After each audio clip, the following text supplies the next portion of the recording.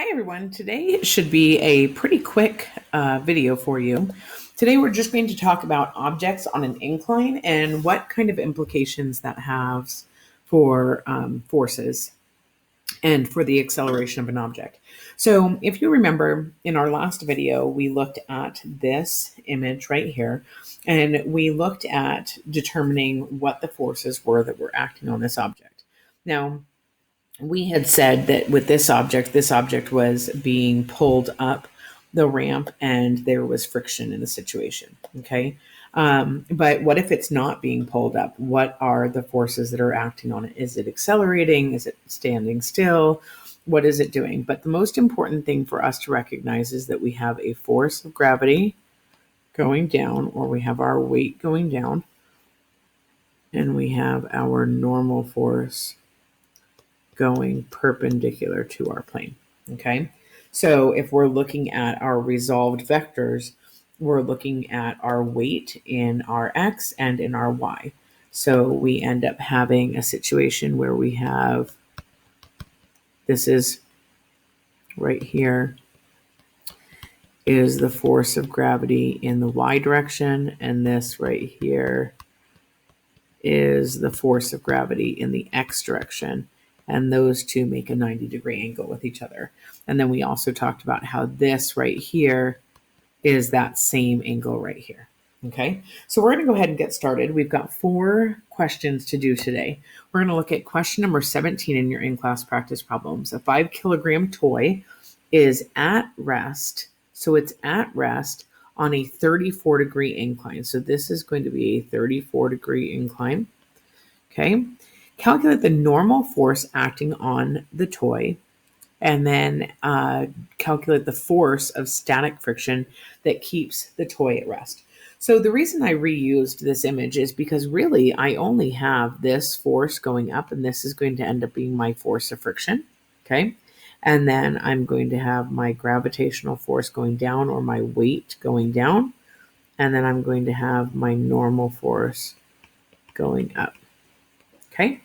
So if I look at my sum of forces in my X direction, and then I also look at the sum of forces in my Y direction. Well, the first thing that I do know is that I know that the sum of forces in both directions are 0 because it is sitting at rest. So it's not that it's sitting at rest, it's because it's not accelerating is the biggest reason, but with it sitting at rest, it's not accelerating. So now the next thing that I want to look at is I want to look at what are my forces in my X and what are my forces in my Y. So let's see, what is our normal force? Well, our normal force is right here, and that's one of our forces in our Y direction. Okay. But the force that's counterbalancing that or acting against that is going in the opposite direction, and that's where that negative comes from. And that's going to be my weight in my Y direction. So I therefore know, because that's equal to 0, that my normal force is equal to my weight in my Y direction. Well, remember, when I'm talking about my vectors here, okay, I'm talking about my weight vector having that's my force in my Y, my weight in my Y, and this is my weight in my X, okay? And so if you notice, because this right here is our angle, Y is going to be our cosine in this situation. So our normal force is equal to mg cosine theta. So our normal force is going to be 5 kilogram times 9.8 meters per second squared times cosine of my 34-degree angle. And that ends up giving me a value of 40.6 newtons. So that is my force in my Y direction. Okay. Now, if I'm looking at my forces in my X direction, so I need to figure out what those forces are in the X direction in order to keep it at rest, in order to keep the sum of forces equal to 0. So what forces do I have in my X? Well, I have my weight going down and I have my friction coming up. So therefore, my sum of forces in my X direction are equal to, we can do if we wanted to set our positive as being up, we can do friction, the frictional force, minus the weight in the x direction. Okay, those are our only forces in our x direction. So because 0 equals our friction force minus weight in the x, and it's static friction because it's not moving. So our static friction force, or our F sub S, is equal to mg sine theta, okay? Because we're looking at the opposite side here. So here we end up having 5 kilograms times 9.8 meters per second squared times sine 34. And that's going to end up giving us a value of 27.4 newtons. Okay. So we're going to move on to our next question. And our next question says, a 1,200 kilogram car is on a 20-degree frictionless incline plane. So it's frictionless. Find the normal force and find the acceleration of the car down the ramp. Okay, so let's go ahead and draw our diagram. And our diagram, and that's way more than a 20-degree angle. Sorry about that. But our diagram is going to be, I'm just going to draw a box, but really we're looking at a car. And we have our weight going down, and then we have our normal force going up. And we know that it's frictionless, okay? So I'm going to break this down into my sum of forces in my x and my sum of forces in my y. Well, let's talk about acceleration. Where is it accelerating and where is it not accelerating? Well, if we make our coordinate system right here, and I'm going to make down the ramp plus x and up the ramp minus x, okay? And then plus y out of the ramp minus y into the ramp at a 90-degree angle, okay? When I look at that, my object is not accelerating in my y direction. So therefore, if I have mass times my acceleration in my y, that ends up giving me 0, okay? Now, if we look at it in my x direction, well, we're already told that it's accelerating, and it's accelerating down the ramp. So we know that our sum of forces is equal to mass times acceleration. So if we look at our y first, our sum of forces in our y direction also equals our normal force minus our weight in the y direction again. So we have 0. So those are both added that together, and that's 0. So you end up getting that your normal force is equal to your weight in the y direction. And that's equal to mg cosine theta. So we have a 1,200 kilogram car, 9.8 meters per second squared,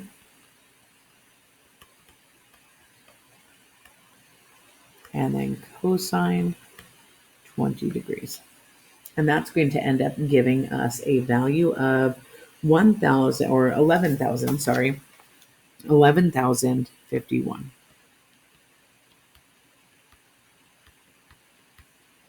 So if we were looking at this in terms of significant figures, we would probably just round to about 11,000.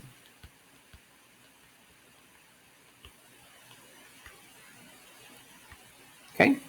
Now, if we're looking at our sum of forces in our x direction, our sum of forces in our x direction, what is acting in the x direction? And really, it is only your weight in your x direction.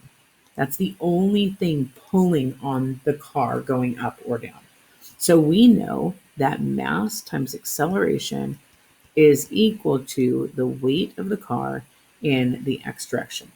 So we know that acceleration is equal to mg sine theta divided by our mass, which is going to be 1,200, but really we can end up canceling those out, and we end up getting that acceleration is equal to 9.8 meters per second squared sine 20 degrees, okay?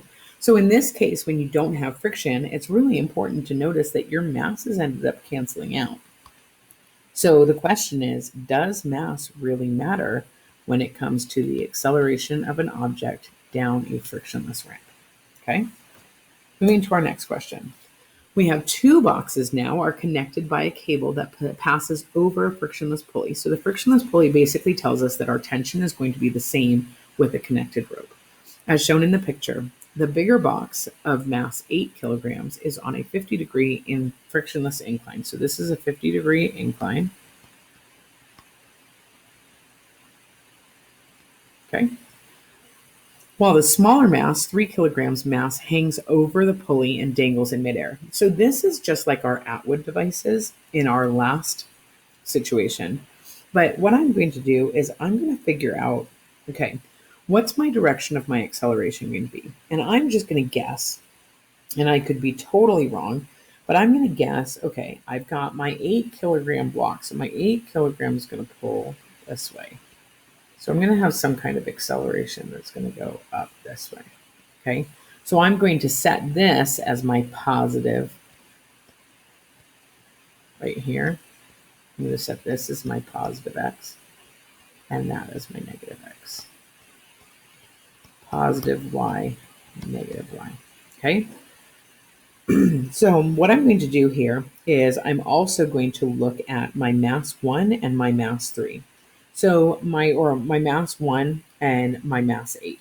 So if I look at my mass 1 right here, my 3 kilogram mass, I have the weight of my 3 kilogram mass going down, and I have the tension going up. And because I'm assuming that my acceleration right away is going to be going up, I'm drawing my tension line or vector being longer.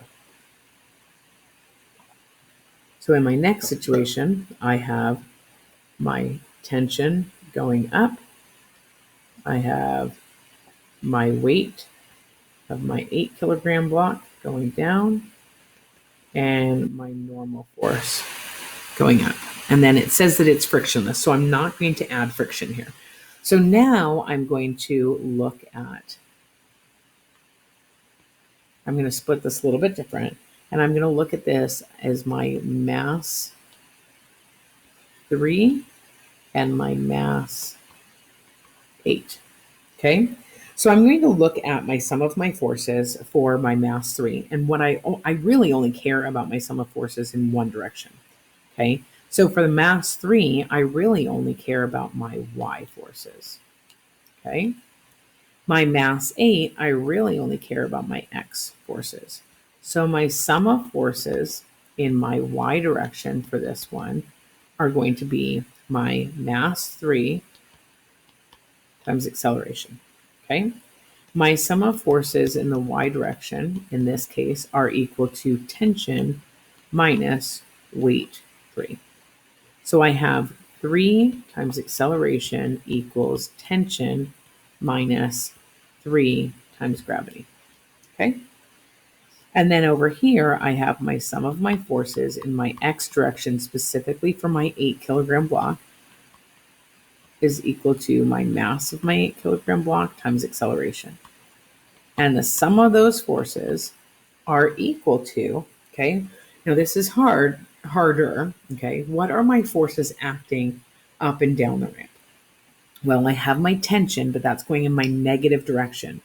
So what's pulling it in my positive direction? And that's going to be my weight of 8 in my x, but only in my x, minus my tension. So then I have 8a equals weight x, and the weight x is going to be 8g sine theta minus tension. Okay, so then I'm going to end up using substitution, and I'm going to use this equation right here. It's going to be the easiest to manipulate. So I use t equals 3a plus 3g. And then I'm going to take that and I'm going to substitute it in right here.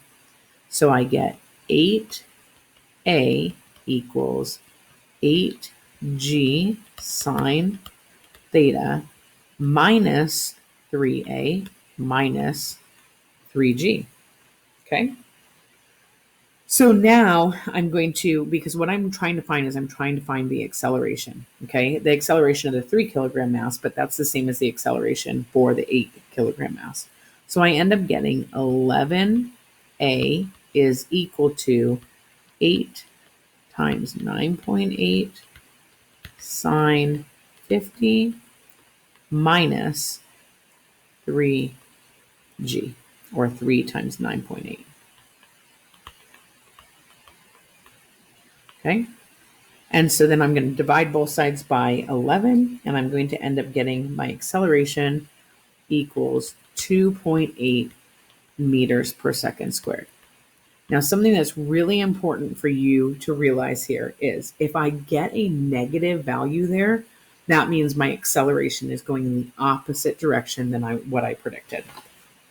Now, our last question for today is going to be including friction in these problems. So we have a 30 kilogram block on a 49-degree incline. If the coefficient of kinetic friction between the brick and the incline is 0.38, what force would be necessary to pull the brick up the incline at a constant speed? Okay, so we're looking at this, and we have a 49-degree incline, and we have our brick, okay? And we have our weight of our brick down. We have our normal force up. It's kind of funky, but it should be at a 90-degree angle. And then we have our force applied pulling up the ramp. And remember, friction is going to oppose that direction. Okay, so we need to think about this in terms of our forces in our X and our Y. Okay, so we have our sum of forces in our X direction. Well, let's see, to pull the brick up the incline at a constant speed. Constant speed tells me it's not accelerating. So therefore, I know that my sum of forces in my X direction are equal to 0 because it's not accelerating. And I know my sum of forces in my Y direction also equals 0 because it's not accelerating in my Y direction. So then I'm going to look at my sum of forces in my Y first. My sum of forces in my Y are equal to my normal force going up minus my weight going down. And again, the reason it's minus is because it's in the opposite direction. So I'm going to have minus weight in the Y direction. So I end up getting that my normal force is equal to weight in the Y, or my normal force is equal to mg cosine theta, which we're going to go ahead and look at that, okay? And that's going to end up being 30 kilograms times 9.8 times cosine 49 degrees, okay? Now, I'm going to go ahead and I'm going to do my sum of forces in my X direction, and my sum of forces in my X are getting pretty heavy, okay? So we're going to make that equal to our force applied, and then what's acting against our applied force? Minus our frictional force, minus our weight in our X direction. So we end up figuring out the applied force because everything's equal to 0. So force applied equals frictional force plus the weight in the X direction. Okay, well, force applied therefore equals frictional force. Remember, I'm going to put this over here. Frictional force is equal to coefficient of friction times our normal force. Okay, so we have our coefficient of friction, which is going to be 0.38 times our 30 kilograms times 9.8 times cosine 49 minus, or plus, not minus, we've got a plus here because we brought it to the other side, plus mg, this is going to be mg sine theta. So mass is going to be 30 times 9.8 times sine 49. When I plug all of that stuff in, I end up getting that my value is 295 newtons. And that is the force required to be applied to pull it up at a constant velocity. I hope that that was super helpful for you guys. If you have any questions or need any help, go ahead and reach out, and I will do the best I can to answer your questions. Have a great day.